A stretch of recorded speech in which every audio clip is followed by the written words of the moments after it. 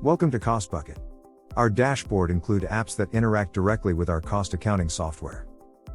The Analysis app is a daily log of total sales transactions from the point of sale cash register, or the mobile point of sale app. You should review daily to confirm all receipts match the daily summary report from the cash register machines. The Data Analytics app is for custom reporting in Power BI.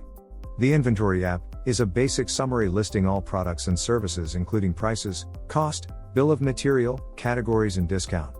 For advanced processing and reporting, log into the cost accounting software and utilize the Inventory module. Receive Inventory module lists all outstanding purchase orders, where the user can then confirm inventory received from suppliers.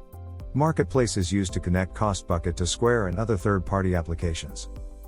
The Manufacturing module is ideal for creating products from components into finished saleable goods available in inventory. Resources is used to set up the table management in the point of sale cash register. While the cloud point of sale is primarily utilized as a simulator or basic web-based point of sale.